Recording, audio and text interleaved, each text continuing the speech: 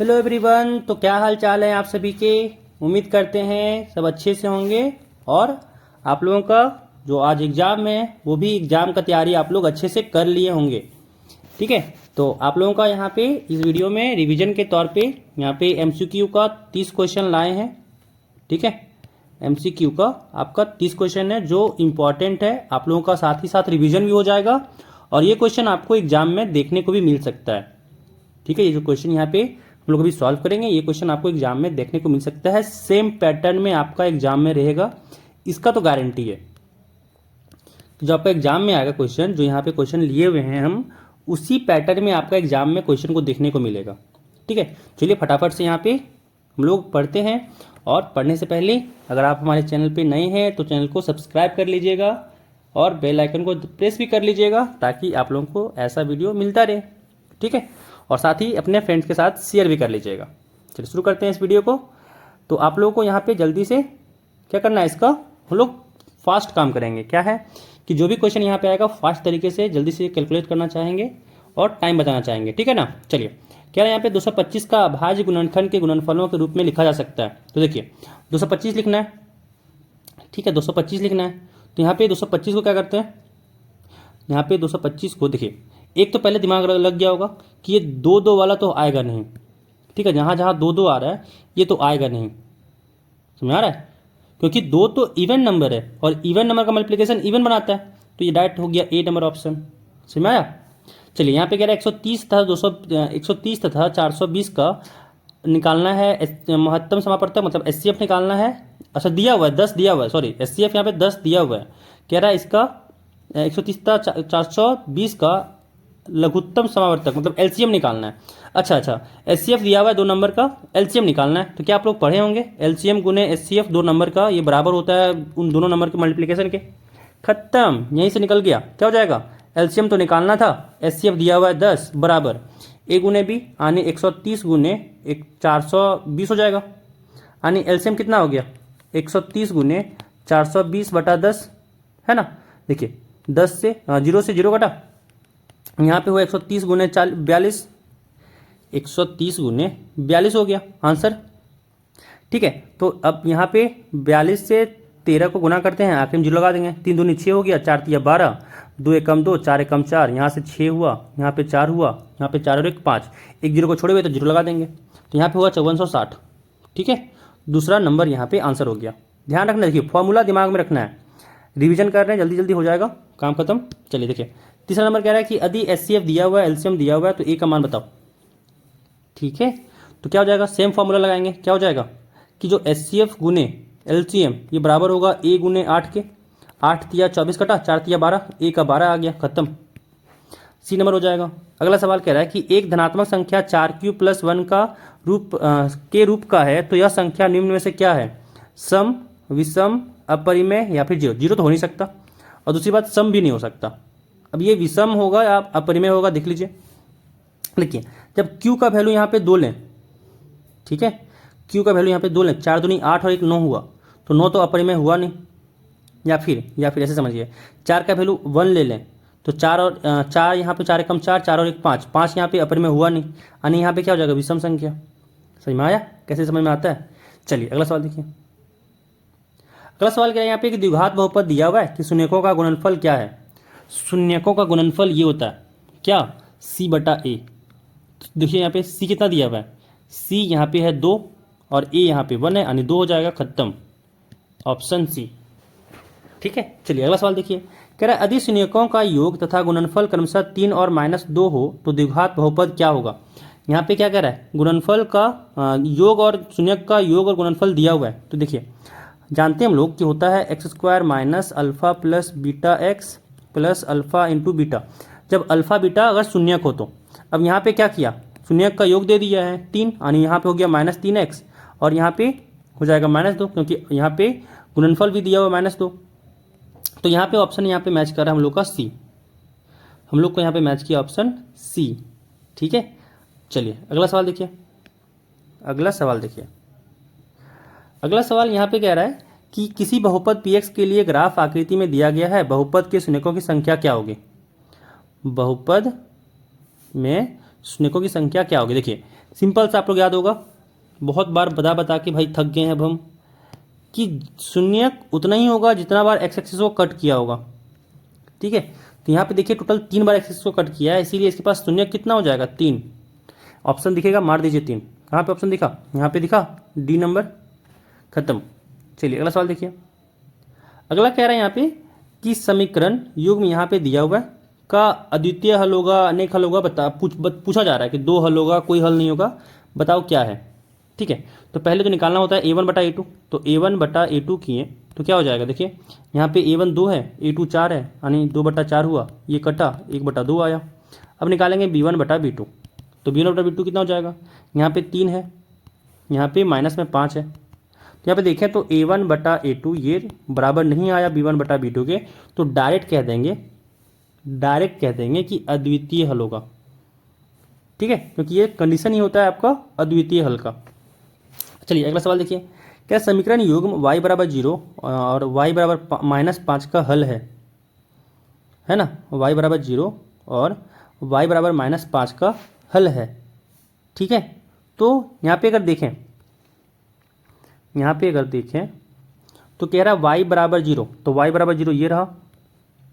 अगर दूसरा कलर से देखें तो y बराबर 0 ये रहा, और कह रहा है y बराबर -5 का, तो y बराबर -5 ये रहा। कोई दिक्कत, ये रहा y बराबर -5 के लिए लाइन, और ये रहा y बराबर 0 के लिए लाइन। देखिए कोई भी यहाँ पे हल निकल रहा है, नहीं निकल रहा है ना, तो इसका आंसर डी हो जाएगा, कोई हल नहीं है, कोई हल नहीं है। ठीक है, चलिए अगला सवाल देखिए। अगला सवाल यहाँ पे कह रहा है कि समीकरण दिया हुआ है 2, कह रहा है द्वारा निरूपित रेखाएं संपाती है, समानांतर है, प्रतिच्छेदी है या लंबवत है, पूछा जा रहा है। चलिए देखिए अगेन फिर से यहाँ पे A1 बटा A2 निकालना होगा, क्या हो जाएगा 6 बटा 3,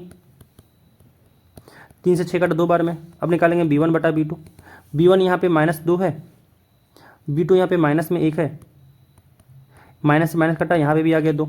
अब निकालेंगे C1 बटा C2, C1 बटा C2 निकालेंगे, क्या आ जाएगा, C1 यहाँ पे 9 है, C2 यहाँ पे 12 है, तो 9 बटा 12, ये कटा 3 बार में, 3 तिया 9 और ये 4 तिया 12, यानी 3 बटा 4 आया। मतलब यहाँ पे कंडीशन क्या बना, यहाँ पे कंडीशन बना कि A1 बटा A2 बराबर है B1 बटा B2 के, और ये बराबर नहीं है C1 बटा C2 के। ठीक है, और इसको क्या कहते हैं, इस वाले कंडीशन को कहते हैं समानांतर है। ठीक है, ठीक है, चलिए ठीक है। अगला सवाल देखिए, कह रहा है यहाँ पे 2 युग्म दिया हुआ है, x का मान इसमें निकालना है, तो लिख लेते हैं ना पहला युग्म कि x + 3y बराबर 5 है, और दूसरा यहाँ पे दिया हुआ है कि 2x - y बराबर 3 है। ठीक है, समीकरण दिया हुआ था।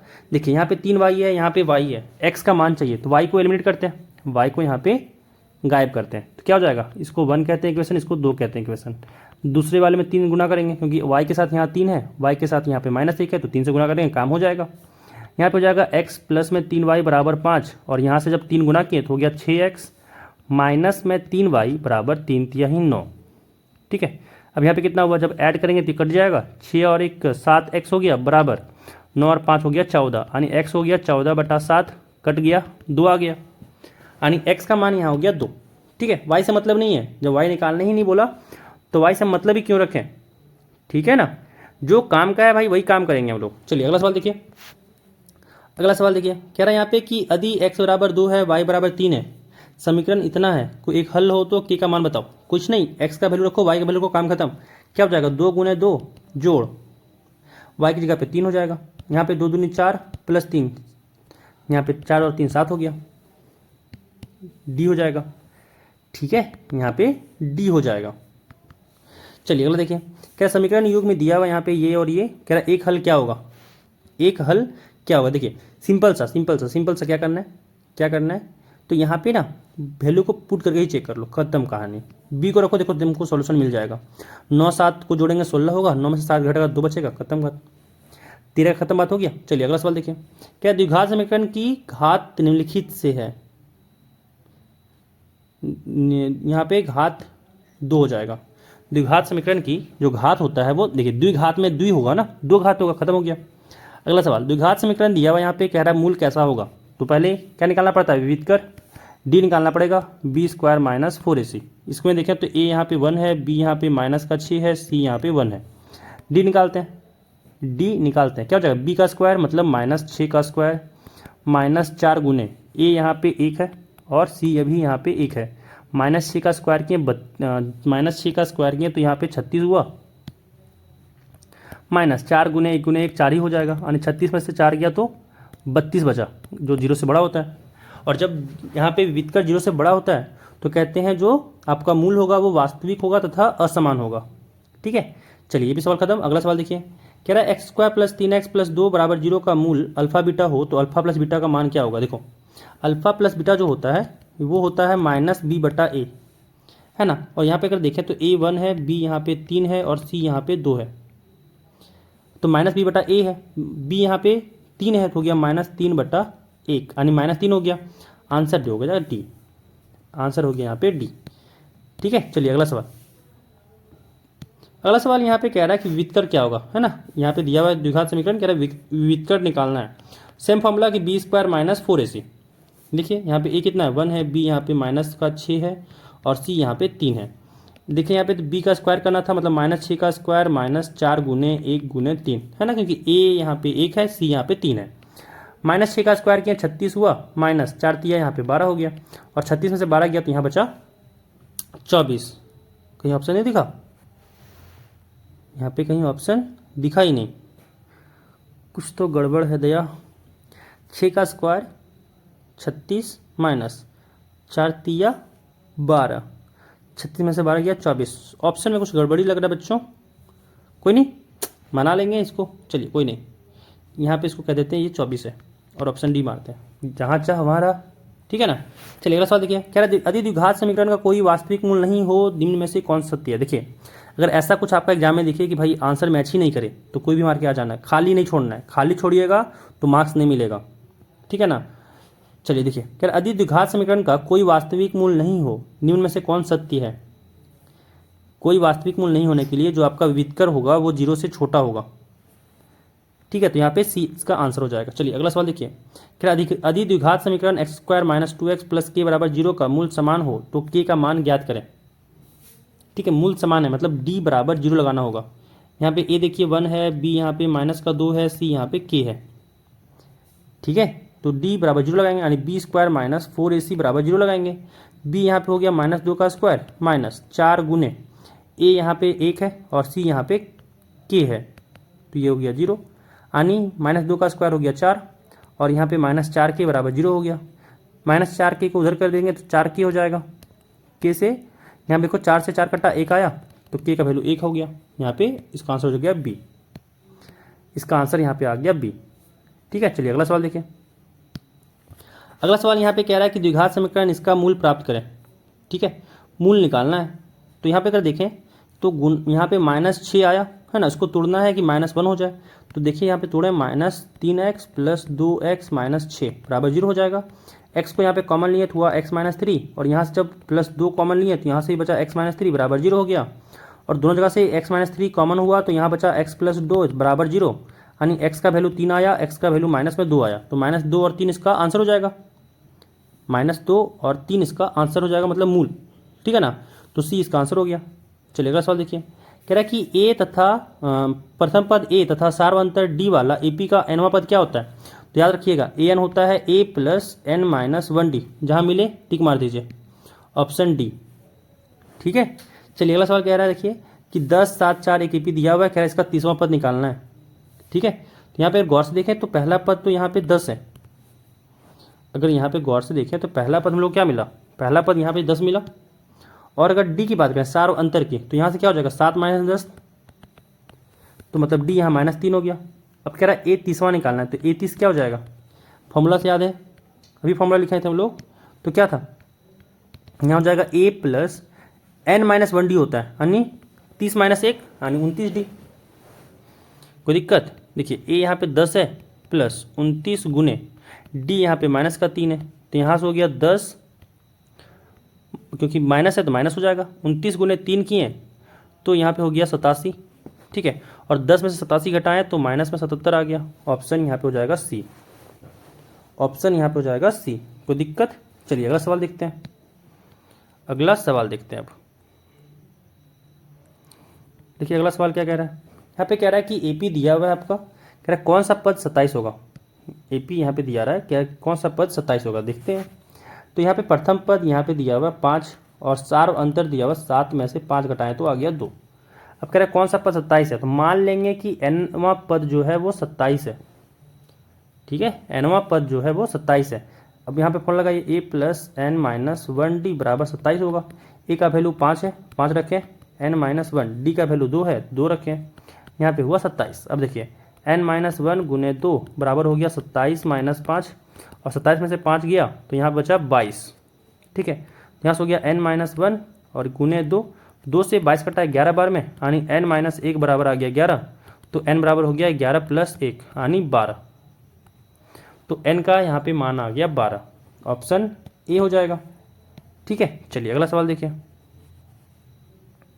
अगला यहाँ पे सवाल देखिए। अगला सवाल यहाँ कह रहा है कि प्रथम 15 विषम संख्याओं का योग क्या होगा। 15 प्रथम विषम संख्याओं का योग, ठीक है, यानी 1 3 5 7 9 डॉट डॉट 15 तक देना है, मतलब n यहाँ पे 15 है, प्रथम पद यहाँ पे 1 है, सार अंतर यहाँ पे 2 है, ना 3 में 1 से 1 गया तो 2 बचेगा। अब यहाँ पे निकालना है S15, तो S15 के लिए फॉर्मूला क्या हो जाएगा, Sn का फॉर्मूला याद है कि n/2 होता है 2a plus n minus 1d होता है ना। तो वही फॉर्मूला यहाँ लगाएंगे, क्या हो जाएगा 15/2 2a यानी 2 गुने a की जगह पे 1 प्लस n माइनस 1 यानी यहाँ पे 15 में से 1 गया तो 14 हो गया, और d की जगह पे 2 हो गया। कोई दिक्कत, देखिए यहाँ से क्या हो गया 15/2 फिर गुने 2 एकम 2 14 दूनी 28, 28 और 2 कितना हो गया 30, 2 से 30 कटा 15 बार में, और 15 गुने 15 होता है 225, यानी यहाँ पे हो गया ऑप्शन सी। ऑप्शन यहाँ पे आ गया सी, कोई दिक्कत नहीं होना चाहिए, है ना, कोई दिक्कत नहीं है ना। चलिए अगला सवाल देखिए। अगला सवाल यहाँ पे कह रहा है कि भुजाओं की समान संख्या वाले बहुभुज समरूप होते हैं यदि उनके संगत कौन हो। ठीक है, ठीक है, यहाँ पे भुजाओं की समान संख्या वाले बहुपद समरूप होते हैं यदि उनके संगत कौन क्या हो, बराबर हो जाए। ठीक है, बराबर हो जाए। चलिए अगला सवाल देखिए। कह रहा है यहाँ पे कि किसी त्रिभुज में एक भुजा के समानांतर खींची गई रेखा अन्य दो भुजाओं को, किसी त्रिभुज में एक भुजा के समानांतर खींची गई रेखा अन्य दो भुजाओं को यहाँ पे हो जाएगा समान अनुपात में विभाजित करती है। हाँ, ये हो जाएगा समान अनुपात में विभाजित करती है। ठीक है, चलिए अगला सवाल देखिए। ये थेल्स प्रमेय अगर पढ़े होंगे तो थेल्स प्रमेय से ये सिद्ध होता है। चलिए अगला देखिए, क्या समरूप त्रिभुजों के संगत भुजा, समरूप भुजाओं के संगत भुजा डैश यहाँ पे होते हैं। इसका आंसर हो जाएगा आपका डी, समानुपाती होते हैं। ठीक है, चलिए अगला सवाल देखिए। क्या निम्न में से कौन समरूपता की कसौटी नहीं है। देखिए एंगल है, साइड एंगल साइड भी है, और साइड भी है, ये डी एंगल साइड एंगल ये कसौटी समरूपता के लिए नहीं है, ये आपका था सर्वांग समता के लिए। चलिए अगला सवाल देखिए।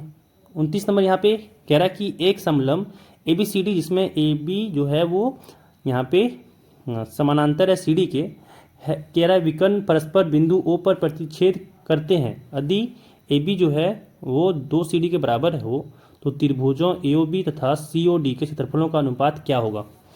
ध्यान रखिएगा कि जो एरिया का यहाँ पे जो क्षेत्रफल का यहाँ पे अनुपात होता है वो भुजा के अनुपात का स्क्वायर होता है, मतलब AB/CD इसका स्क्वायर के बराबर होता है यहाँ पे एरिया का अनुपात। ठीक है ना, और AB/CD यहाँ पे देखें तो 2 है, यानी 2/1 है ना, तो इसका स्क्वायर कितना हो गया 2 का स्क्वायर 4, 1 का स्क्वायर 1, यानी 4:1 हो जाएगा।